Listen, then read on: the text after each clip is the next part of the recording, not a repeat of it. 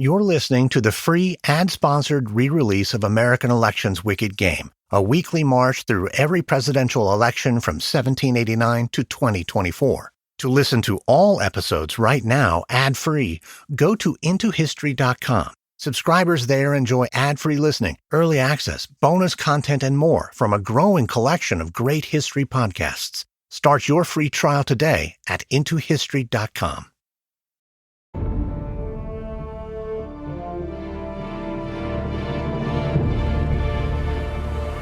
It's November 15th, 1924, on a luxury yacht in the Pacific Ocean off the coast of California. The 205-foot yacht, called the Oneida, is owned by media mogul William Randolph Hearst. The sea is smooth and the night is balmy. Hearst and his guests mingle on the deck of the yacht, sipping cocktails and eating hors d'oeuvres. The guest list is made up of largely Hollywood celebrities, producers, directors, and actors. Among them is Charlie Chaplin, the famous star of the silent film era. He's silent tonight, too, watching from afar as William Randolph Hearst converses with a group of actresses who hang on his every word. You know why they left the churches open in Cleveland during this year's Republican convention, don't you? No, why? So the delegates could hear some excitement. Not all the ladies pretend to laugh. Screen actress Marion Davies rolls her eyes. Chaplin is awestruck by her beauty, and as Hearst tells another joke, Davies cuts her eyes at Chaplin. Well, I for one don't believe the progressives are here to stay. After all, a progressive is just a conservative who hasn't been mugged yet. Davies silently gestures for Chaplin to follow her. But she's in a relationship with William Randolph Hearst, an open secret, common knowledge in Hollywood. And Hearst is a powerful film producer, so Chaplin doesn't want to burn a bridge. Still, Davies' offer is too enticing to turn down. Chaplin follows her below deck. It doesn't take too long for Hearst to notice Davies' absence. He searches every inch of the deck, but his lover is nowhere to be found. Have you seen Marion? Yeah, I saw her go below deck with Charlie. Hearst's face flushes red with anger and jealousy. He makes a beeline for the stairs. Below deck in his private quarters, Hearst finds Chaplin and Davies in the throes of passion. Caught red-handed, there's little the actress can say. Chaplin tries his best to defuse the situation. Mr. Hearst, I'm sorry. But Hearst isn't in the mood for forgiveness. He's in the mood for revenge. Furious, he opens up a nearby drawer and withdraws a diamond-studded revolver. Davies cries out as Hearst raises the revolver and squeezes the trigger. But the bullet didn't hit Chaplin or Davies. It hit a famous film director named Thomas Ince. Ince heard Davies' cry and came running right into the path of Hearst's revolver, or so the story goes. It's ironic that William Randolph Hearst, a pioneer of sensationalist yellow journalism, became the victim of fake news. The story of Hearst catching Charlie Chaplin in bed with Marion Davies is, to use the slang of Hearst's era, poppycock. The director Thomas Ince did die, but not from a gunshot wound. He had a heart attack on board the Oneida and was promptly taken to a doctor in San Diego, where he passed away.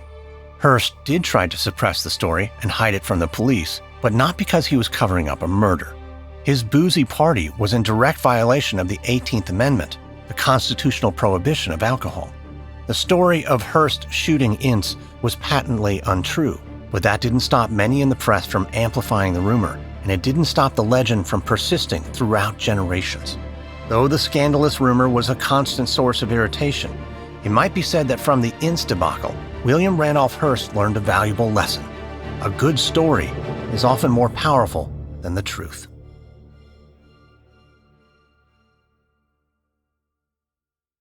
Did you know you can skip ads and promos like these and listen to all episodes of American Elections Wicked Game without interruption by subscribing at intohistory.com? And not only will you be getting the whole series ad-free and bingeable, but you also get access to over a dozen more incredible history podcasts, also ad-free, like Her Half of History, Because even though Hillary Clinton may not have made history when she ran for president in 2016, there have always been women who seized power, spied for their country, created artistic masterpieces, even escaped slavery. Her half of history is perfect for all those who sat in history class and wondered, what were the women doing all this time? Because the answer is a lot. Get Her Half of History, Wicked Game, and many others ad-free at intohistory.com. Subscribe now at intohistory.com. Did you know you can skip ads and promos like these and listen to all episodes of American Elections Wicked Game without interruption by subscribing at intohistory.com? And not only will you be getting the whole series ad-free and bingeable, but you also get access to over a dozen more incredible history podcasts, also all ad-free, like Wild West Extravaganza, a journey back to the fascinating, tumultuous, and often violent world of the American Old West. From famous outlaws like Billy the Kid and Jesse James, to lawmen like Wyatt Earp and Wild Bill Hickok, to trailblazing pioneers and frontiersmen, Wild West Extravaganza tells the true stories of the real-life characters who shaped this iconic era. So saddle up and discover the true history of the American frontier, the good, the bad, and the ugly, ad-free at intohistory.com.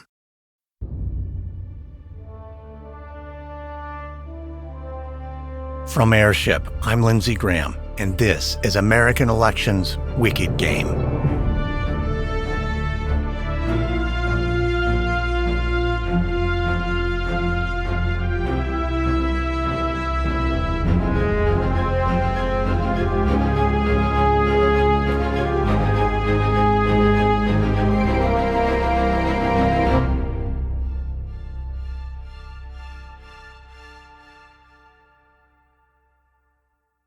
William Randolph Hearst, or the Chief as he was often called, was perhaps the most influential media mogul of his era.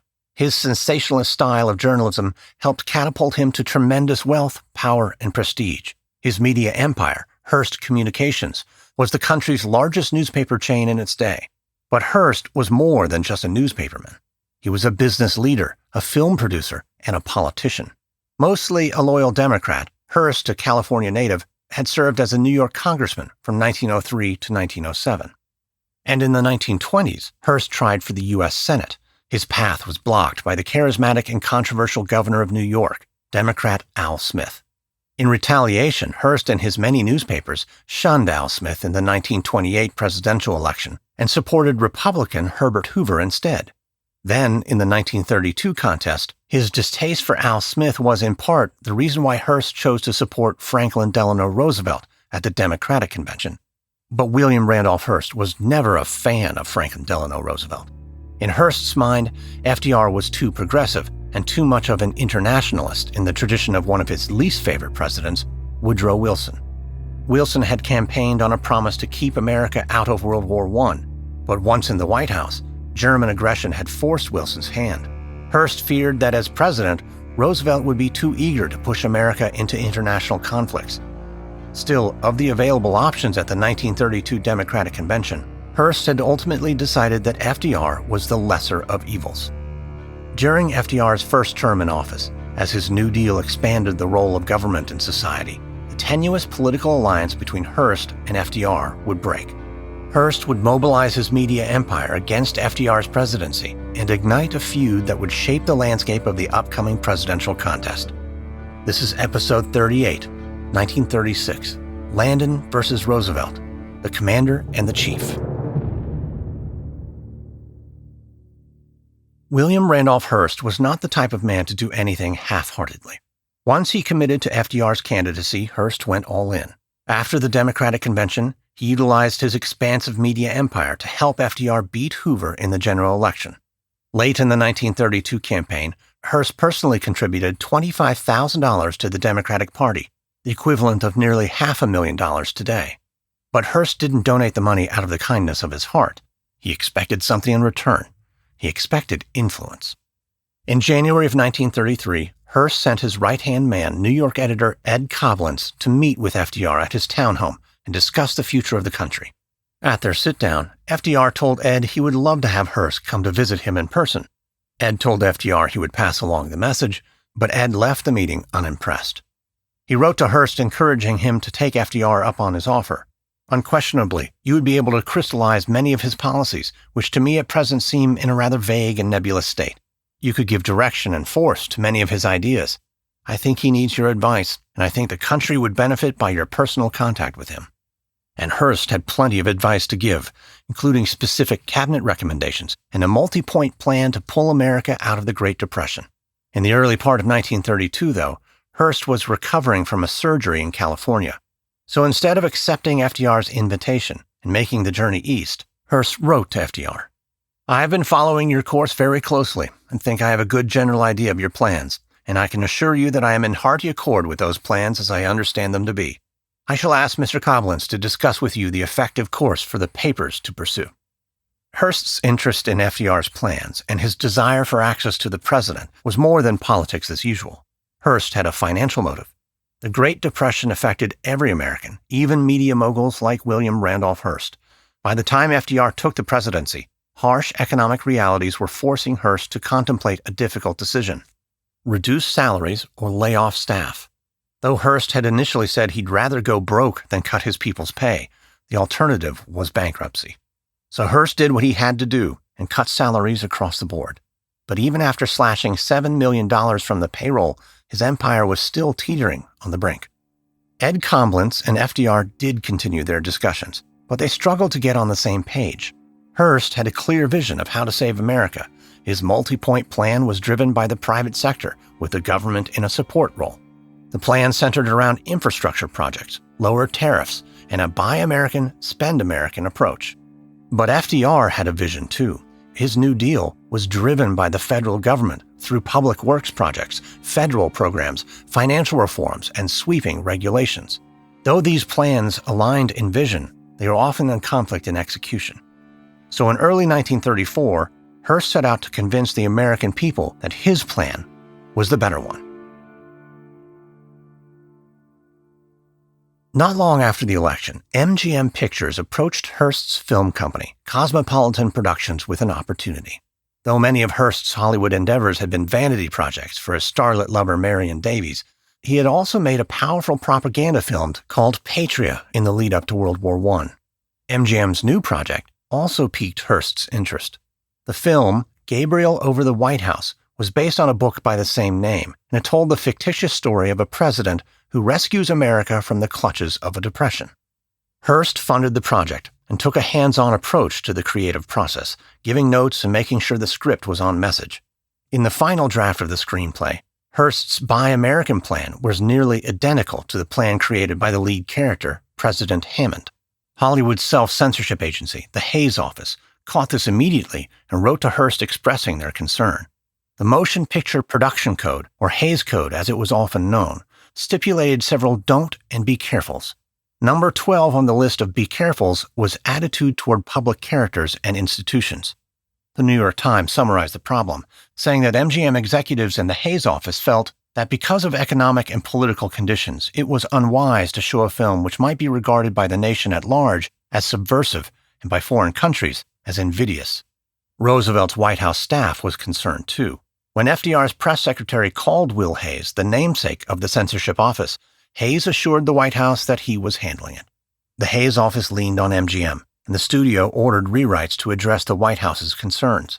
Hearst was furious. In his mind, the MGM president, a committed Republican, had been a little too eager to soften the film's liberal message. In March of 1933, Hearst wrote to the head of MGM, "I want to recommend to you the words of the English prayer book with reference to the picture Gabriel. We have left undone those things which we ought to have done, and we have done those things which we ought not to have done. I can realize the necessity of complying with the president's request. Still, there were a lot of alterations in the picture which were not requested by the government, and which, in my humble opinion, detract from the dramatic value of the picture." When the film was finally released in the spring of 1933, Gabriel was a modest box office success, but it certainly helped FDR.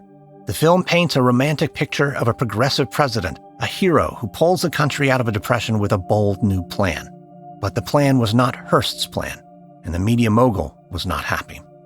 Hearst wanted to help FDR succeed, but at achieving Hearst's vision for recovery. Hearst had donated to the Democrats with the understanding that FDR would adopt Hearst's plan, and in return, Hearst would support FDR through his vast media empire. But this quid pro quo was not as well understood as Hearst imagined. Though FDR risked making an enemy of Hearst, he would set his own course. FDR was unwilling to submit to fear. It's March 4th, 1933, Inauguration Day in Washington, D.C. President Franklin Delano Roosevelt has just been sworn in as America's 32nd president, though this hardly feels like a celebration. The air is frigid, the sky overcast and gloomy. Roosevelt's son, James, helped him to the rostrum on the east portico of the Capitol building, where he recited the oath of office. Now, President Roosevelt readies himself to deliver his inaugural speech to the crowd of over 250,000. President Hoover, Mr. Chief Justice, my friends, this is a day of national consecration. This is preeminently the time to speak the truth, the whole truth, frankly and boldly. The new president addresses a nation crippled by the greatest economic depression in its history. Roosevelt offers the American people comfort and reassurance. This great nation will endure as it has endured, will revive and will prosper.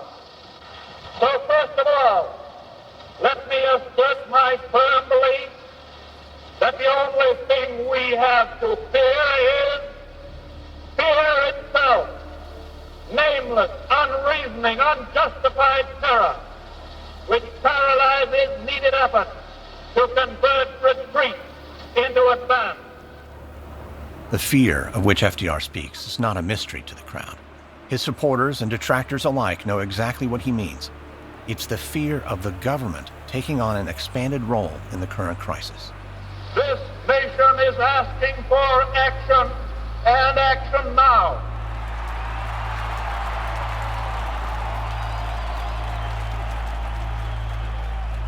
Our greatest primary task is to put people to work.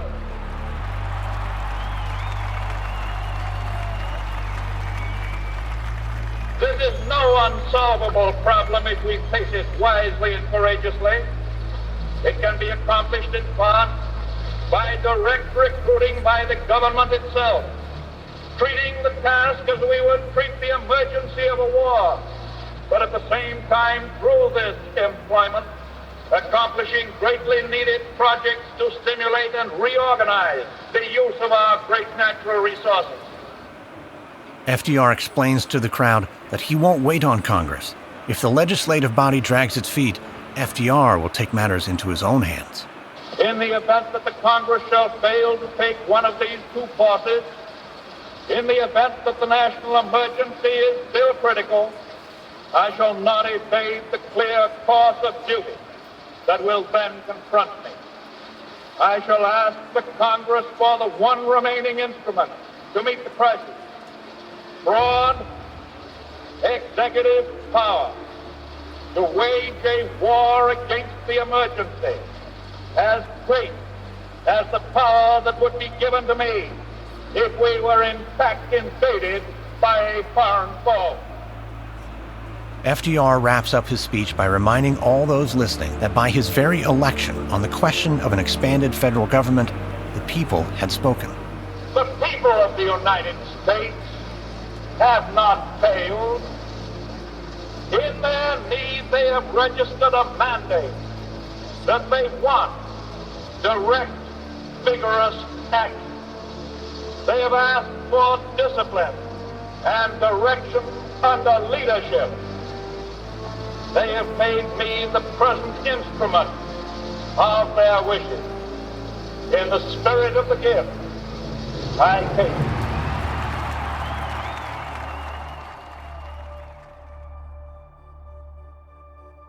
With his inaugural speech, FDR set the tone for his presidency. The tasks before him were monumental. He needed to pull the country out of the Great Depression and restore the people's faith in the American system of government. FDR tried to make good on his promise to be the instrument of the people's wishes. During his first 100 days in office, FDR pushed through Congress the most bold and sweeping legislation in the history of America. The Great Depression was an unprecedented economic disaster. By the time FDR took office, nearly 10,000 banks had closed their doors and more were closing every day. Millions of Americans had lost everything. In an effort to stop the growing onslaught of bank runs, FDR declared a 4-day bank holiday to curb the problem. Roosevelt needed a way to calm the people and to clearly communicate his vision for the future. In the 1930s, over 90% of American households owned a radio. So on March 12, 1933, FDR gave the first of his fireside chats. Millions of Americans tuned in to hear his informal radio address from the White House, the first of its kind in American history. My friends, I want to talk for a few minutes with the people of the United States about banking. In this chat, FDR laid out for the American people a clear explanation of what was happening. First of all, let me state the simple fact that when you deposit money in a bank, the bank does not put the money into a safe deposit vault. It invests your money in many different forms of credit. Because of undermined confidence on the part of the public, there was a general rush by a large portion of our population to turn bank deposits into currency or gold. A rush so great that the soundest banks couldn't get enough currency to meet the demand. It was then that I issued the proclamation providing for the national bank holiday. And this was the first step in the government's reconstruction of our financial and economic fabric. FDR then explained his actions. He had asked Congress to broaden his power so he could rehabilitate the banking industry. He had put forward a series of banking regulations designed to help people make ends meet. And lastly, FDR announced his plan to reopen the banks. I can assure you, my friends, that it is safer to keep your money in a reopened bank than it is to keep it under the mattress. The success of our whole national program depends, of course, on the cooperation of the public, on its intelligent support, and its use of a reliable system. You people must have faith. You must not be stampeded by rumors or guesses. Let us unite in banishing fear. We have provided the machinery to restore our financial system, and it is up to you to support and make it work. It is your problem, my friends, your problem no less than it is mine. Together, we cannot fail. In the election of 1936, FDR's New Deal would be on trial. The man who would prosecute or defend him was media mogul William Randolph Hearst. In spite of their disagreements over the film Gabriel, Hearst's newspapers continued to support FDR throughout much of his first term. Both men were in favor of public works projects, and both believed that budget deficits were necessary to economic recovery. But there was one major area where the two men did not see eye to eye: the intersection of the government and the press. In the run-up to the 1936 contest, FDR's New Deal would collide with Hearst's media empire, pitting Hearst against the president and setting the stage for a vicious war of words in the press.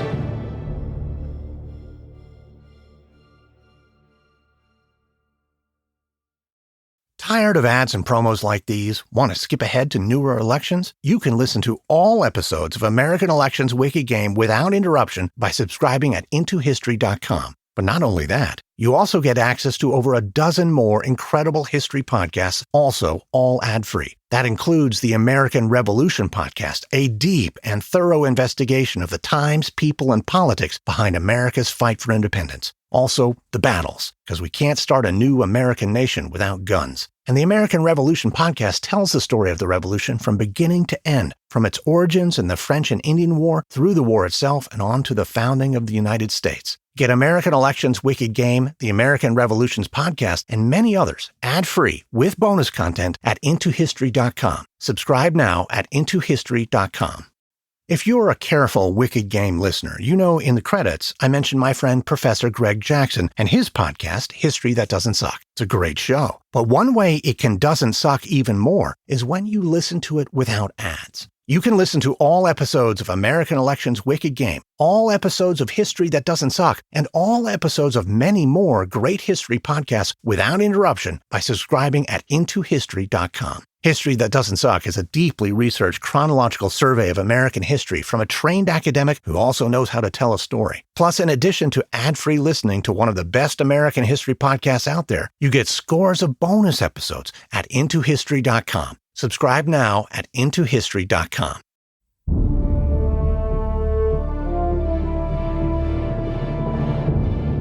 By the summer of 1933, William Randolph Hearst was deeply concerned by the actions of the Roosevelt administration. With every passing day, the government was expanding, and Roosevelt's powers expanding with it. In the summer of 1933, Hearst's right-hand man, Ed Coblenz, telephoned Lewis Howe, an advisor to President Roosevelt. Hearst articulated his concerns to Ed in a message that read, "Please tell the President I consider his proposal to license the press under the National Recovery Administration in direct violation of the Bill of Rights. I will fight his proposal, even if it costs me every nickel I possess." The National Recovery Administration was recently established by the National Industry Recovery Act, the centerpiece of FDR's New Deal, intended to rescue America from the Great Depression. As part of the National Industrial Recovery Act, FDR committed over $3 billion to saving the economy. Hearst didn't take issue with the price tag necessarily, but he did fear FDR would use the National Recovery Administration to slap his media empire with undue regulation. After hearing Hearst's concerns, Lewis Howe sent for the president, who got on the line with Ed Coblenz. FDR assured Coblenz that he had no intention of stifling the freedom of the press or stepping on Mr. Hearst's toes. FDR did have one request, though, that Hearst join the rest of his colleagues in the newspaper industry in creating an industry-wide code of regulations.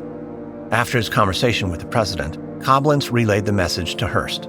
Comforted by Roosevelt's promise, Hearst did join with his colleagues and helped create a code for the newspaper industry aimed at protecting free speech and establishing more equitable working conditions.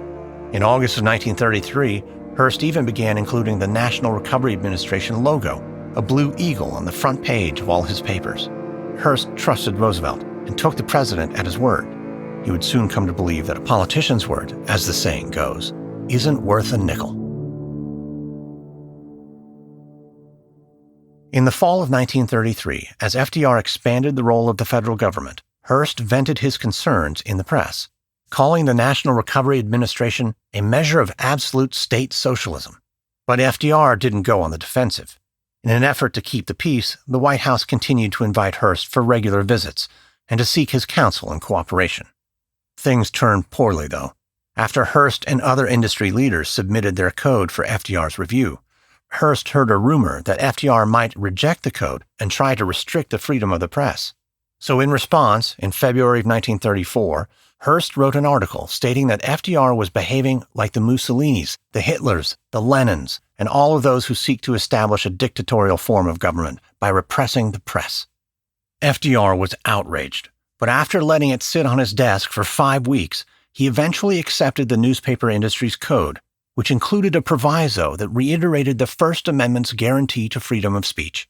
With FDR's signature, though, also came an executive order, and a defiant one. Insofar as Article 7 is not required by the Act, it is pure surplusage. While it has no meaning, it is permitted to stand because it has been requested, and because it could have no such legal effect as would bar its inclusion. Nobody waives any constitutional rights by assenting to a code. The recitation of the Freedom of Press Clause in the Code has no more place here than would the recitation of the whole Constitution or of the Ten Commandments. FDR's testiness outraged many in the press. Newspaper men like Hearst hoped the president would apologize. He never did. And with the 1934 midterms coming up, antagonizing the press might not have been wise in what would be FDR's first political test since taking office.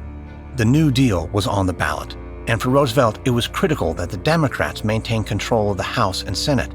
But FDR's plan was constantly under siege from William Randolph Hearst's media empire.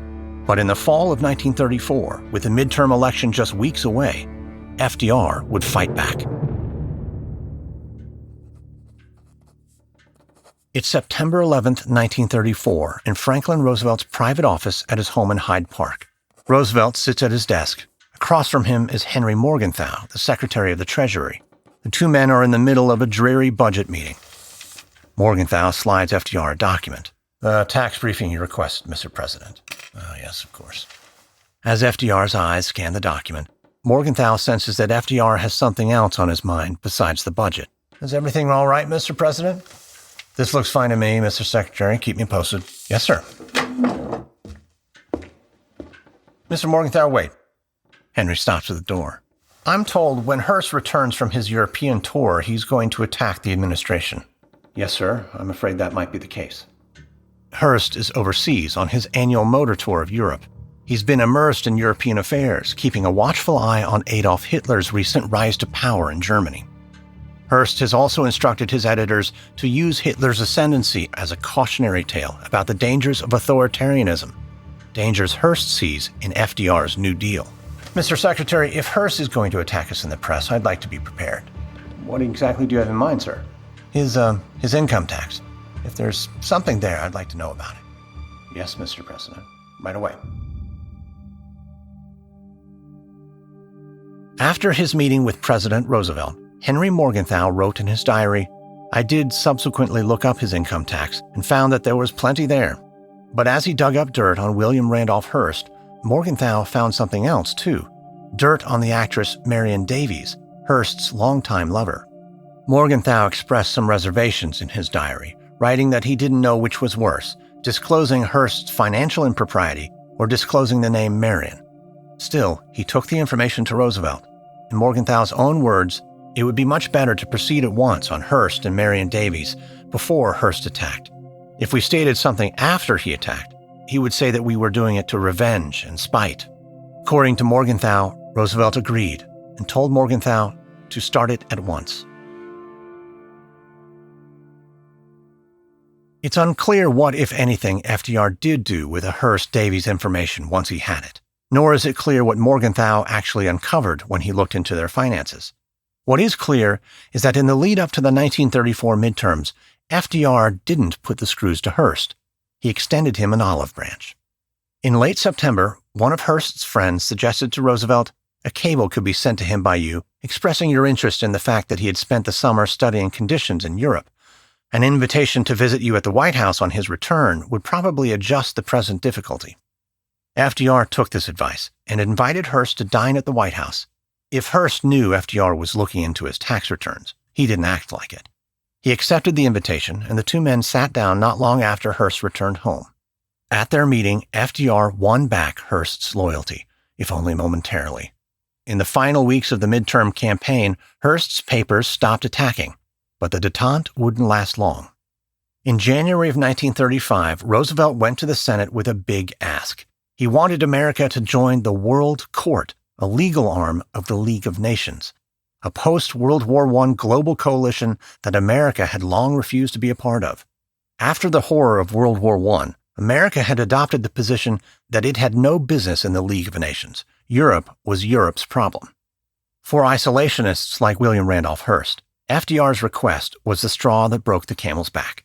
Hearst had long feared that FDR was, at his core, an internationalist in the tradition of Woodrow Wilson, a president who staked his career on getting America into the League of Nations. FDR's request that the U.S. join the World Court was proof to Hearst that his fears were well-founded. In April of 1935, Hearst ordered his media empire to settle down to a consistent policy in opposition to this administration. Hearst also officially cut ties with FDR, declaring, "We have to depend on the Republican Party to rescue the country from experimental socialism." And Hearst had just the Republican in mind. The chief wrote of his candidate, "He has a fine war record. He has a clean business record. He has balanced his state's budget. He has reduced taxation. I figure that the Republican Party will have to depend on Governor Landon of Kansas." The chief had done his homework on Governor Al Landon. In the summer of 1935, Hearst ordered private investigators to look into the governor to make sure he didn't have any skeletons in his closet. Landon was clean. So in December of 1935, Hearst took a train to Topeka, Kansas, to meet Landon face to face. After a private luncheon, Hearst told the New York Times, "I think he is marvelous. To say I am favorably impressed puts it very mildly." By the early spring of 1936, the chief was calling the shots for the Landon campaign. He informed the editors of his vast media empire, all recommendations to the governor or his managers regarding general policies or particular acts shall be sent to me as a clearinghouse, so that I can prevent confusing and contradictory advices, and also that I can make sure that I agree with the policies recommended. Hearst wanted his newspapers to speak in a unified voice, his voice. Hearst ordered his editors to mercilessly attack FDR's New Deal as a communist enterprise. But Hearst's full-voice support of Landon made some in the Republican campaign nervous. In May of 1936, an article in Newsweek claimed that Alf Landon's managers were secretly plotting a way to throw Hearst off the Landon bandwagon. Landon's managers understood that Hearst's attacks were potentially a political liability because the New Deal seemed to be working. Landon and his managers knew better than to brazenly attack the New Deal when the economy was starting to turn around. Landon understood that while many conservatives might be nervous about FDR's big government approach, he also understood that many Americans were sick and tired of the old guard leadership of the Republican Party. So in the run-up to the Republican National Convention in 1936, while Hearst tried to paint FDR as a communist, Landon was far more careful with his words. He criticized the New Deal on procedural, not ideological grounds. Landon proclaimed that the Jeffersonian theory that the best government is the one that governs the least was an outdated idea. As civilization becomes more complex, Landon explained, government power must increase. Landon was a bull moose Republican, a progressive in the tradition of Teddy Roosevelt. When Landon ran for re-election in the Kansas governor's race of 1934, a reporter had called him a sort of New Dealer. The reporter explained, I read an account of one of his campaign speeches the other night, and I'll swear I'd have thought it was the Democrat talking. The Democratic candidate, they tell me, is having a tough time of it because the Republican has grabbed all his campaign material. And in fact, Landon was not against the principles of the New Deal, only the price tag. Under FDR, the national debt had grown from $19 billion in the summer of 1932 to almost $34 billion in just 4 years. So Landon mounted his opposition to FDR on the battleground of fiscal conservatism. He pledged to support federal programs that aimed to help farmers, laborers, and the unemployed. But unlike FDR, Landon would respect business. He would uphold the Constitution, and he would balance the budget. His message resonated with the Republican Party. In June of 1936, at the Republican National Convention in Cleveland, Republicans officially selected Alf Landon as their presidential nominee. But Landon's managers had failed to throw Hearst off of the bandwagon as they had hoped to do. So for their vice presidential nominee, Republicans selected another bull mooser, newspaper editor Frank Knox, the former general manager of Hearst's empire. As Hearst prepared to launch a media offensive in support of the new Landon-Knox ticket, the Democrats kept faith with FDR. In late June of 1936 at the Democratic National Convention, the Democrats again nominated President Roosevelt and his Vice President John Nance Garner of Texas. The party gave the New Deal its full-throated support. In the convention hall in Philadelphia, Roosevelt reiterated a familiar theme. They are now calmly aware that once more, the only thing we have to fear is fear itself. I consider it a public duty to answer falsifications with facts. I will not pretend that I find this an unpleasant duty. Many Democrats were confident in the Roosevelt-Garner ticket, but many in the press had their doubts. In 1936, a popular weekly magazine, The Literary Digest, conducted a survey of over 2 million Americans and asked them to predict the winner of the 1936 election. 43% said Roosevelt. 57% said Landon. Throughout the final months of the campaign, poll after poll showed Alf Landon either gaining ground or holding a comfortable lead over FDR. William Randolph Hearst was confident too, but in the end, the polls would be wrong.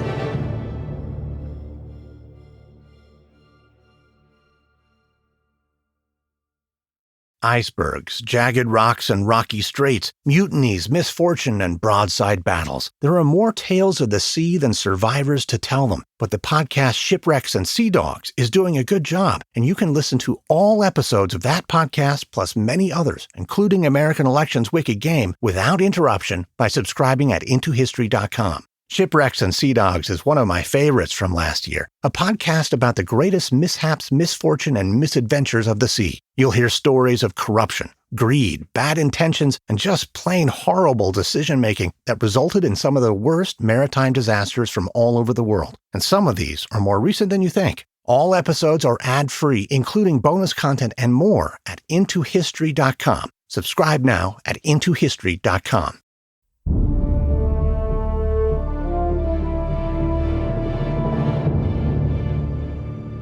In the final stretch of the campaign, William Randolph Hearst was becoming a political liability for Republicans. In the summer of 1936, 3 separate tell-all biographies raked Hearst over the coals and aired his dirty laundry. In August, one of FDR's supporters wrote that there was more widespread anti-Hearst feeling among the people than there has been ever. I am told that when his name appears on the screen in some movie theaters, he is hissed, and there are anti-Hearst clubs being organized in some parts of the country. Landon's managers tried their best to distance their candidate from Hearst, but Hearst simply refused to go away. He doubled down on his attacks on the New Deal, and he frantically searched for ways to weaken Roosevelt's campaign. In September of 1936, Hearst thought he found a chink in FDR's armor with a controversial Russian document. According to Ed Koblentz, the document outlined the official policy of the Communists of America in support of Mr. Roosevelt. The document was damning, and Hearst seized upon the opportunity. He used his vast media empire to slap FDR with the label communist and put a knife in the heart of the president's prospects for a second term. It's fall 1936 at 470 Park Avenue in New York, New York. Ed Koblentz, William Randolph Hearst's man in New York, sits across his desk from one of the most powerful players in all of Washington politics. And how is Mrs. Koblentz? Oh, she's swell. Thanks for asking, Mr. Hoover. That's J. Edgar Hoover, the director of the Federal Bureau of Investigation. And he's eyeing the cigarette between Ed Koblentz's fingers. Do you mind if I try one of those? No, help yourself.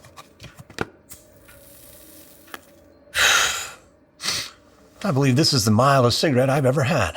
When you get back to Washington, I'll be sure to send you some. Well, thank you, Mr. Koblentz. That's very thoughtful. Ed knows this visit isn't strictly pleasure. With J. Edgar Hoover, there's always business to discuss, and it doesn't take Hoover long to get down to it. Mr. Koblentz, I thought you might like to know the president sent for me. Ed immediately perks up. Yes, regarding? Mr. Roosevelt was inquiring about the seriousness of the communist movement. What did you tell him? I told him it was extremely serious. How did the president respond? He hedged, or tried to. Luckily, I was able to impress upon him the seriousness of the matter. I thought Mr. Hearst might like to know that the president ordered me to start an investigation immediately. Well, thank you for passing this information along, Mr. Hoover. And that's not all. I was also sent for by Mr. Cummings. That's Attorney General Homer Cummings, FDR's biggest defender. Cummings sent for me just before you printed that Russian document. It seems communist support of Mr. Roosevelt is unsettling. Unsettling? What did the Attorney General want? He claimed that the document was a forgery, threatened to put out a statement saying as much. Will he? No. I prevailed upon his better judgment. How did you manage that? Hoover puts out his cigarette in an ashtray on Ed's desk. I promptly explained that it was not a forgery. I told the Attorney General that if he put out a statement to that effect, he'd have his fingers burned. Well, thank you for this information too, Mr. Director. Be sure to give my best wishes to Mr. Hearst. Ed was clearly grateful for the information he received from Hoover. After their conversation in New York, Ed sent him an entire carton of cigarettes. Not long after their conversation, Ed passed Hoover's information along to William Randolph Hearst. Throughout the fall, Hearst had been attacking Roosevelt in the press and trying to paint him as the communist candidate. Hoover's conversations with FDR and Attorney General Cummings were proof that President Roosevelt was starting to sweat. In Hearst's mind, if FDR wasn't a communist, he was guilty by association. On October 1st, 1936, about a month before the election, Hearst published a scathing front-page editorial. Mr. Roosevelt declares that he is not a communist, but the communists say he is one. Communists ought to know. Every cow knows its own calf. Hearst was confident that Al Landon was going to beat FDR, and he was convinced that his attacks in the press were helping Landon's cause. But Hearst was wrong. For most Americans, the suggestion that FDR was the candidate of the Soviet Union was deeply offensive. In the fall of 1936, the Pelham Parkway Democratic Club in New York sent FDR a telegram stating that thousands of its members, by unanimous accord, refrained from purchasing any Hearst publication. It's our thought that this attitude will be followed by Democratic clubs and communities in this state and the entire country. And indeed, thousands upon thousands of Americans all across the country united in a boycott of the Hearst Corporation. For his part, on the campaign trail in 1936, FDR took the high road. He never even mentioned his opponent Al Landon by name. Instead, he let his progress speak for itself. By 1936, unemployment was down from 25 to 17%. Farm income increased nearly 70%. Many of America's corporations turned a healthy profit for the first time in years. And by the end of 1936, the Dow Jones Industrial Average would be 3 times what it was on the final day of the Hoover administration. Things were looking up. And on Election Day, Roosevelt won with 60.8% of the popular vote, the largest victory in American history in its time. FDR won the electoral vote 523-8. He won every state but 2, Vermont and Maine. Maine had voted for the winning candidate in every election since 1860, leading to the popular expression, "As Maine goes, so goes the nation." But after the 1936 election, the chairman of the Democratic National Committee changed the slogan, "As Maine goes, so goes Vermont." Democrats not only maintained the White House, but control of Congress, gaining ground in both houses. On election night, the phone rang at Roosevelt's home in Hyde Park. FDR's son-in-law, John, was the one who took the call. A woman on the other end of the line said, "This is Marion Davies. I just wanted to tell you that I love you. We know that a steamroller has flattened us out, but there are no hard feelings at this end. I just wanted you to know that." A few moments later, William Randolph Hearst came on the line and reiterated, "I just wanted to repeat what Marion said, that we have been run over by a steamroller, but that there are no hard feelings." In the end, the 1936 contest was a referendum on the New Deal. The Great Depression was far from over, but FDR's presidency had given the people something they hadn't felt for many years: hope. The election signaled a massive shift in voters' attitudes about the role in government in their lives, and it also illustrated a massive ideological shift between the two major parties. For over 100 years, the Democratic Party had largely stood for individual liberty, states' rights, and a limited federal government. By embracing the Democratic Party of FDR and his New Deal, Americans were embracing an expanded role for the federal government. By contrast, the Republican Party had for decades followed the principle of a strong central government whose primary function was to stimulate economic growth. By standing against FDR's New Deal, the Republican Party was turning away from one of its core values. America's party realignments have largely occurred in tandem with the election of transformational candidates. The first party system between the Federalists and the Democratic Republicans had lasted from the country's inception until President Andrew Jackson ushered in the second party system, pitting the Democrats against the Whigs. The third party system, which saw the birth of the Republican Party, was solidified with the election of Abraham Lincoln in 1860. President McKinley's assassination gave the country Teddy Roosevelt, who helped bring about the fourth party system and the era of progressivism. And President Franklin Roosevelt's ascendancy began the fifth party system, a period of time largely dominated by the Democratic Party. But this new era of American politics would not solely be defined by domestic affairs. William Randolph Hearst had predicted that FDR, like President Wilson before him, would likely pull America into international conflicts. And during FDR's second term, Hearst's theory would be put to the test. War would break out in Europe, and FDR's stated position of neutrality would be threatened by foreign aggression.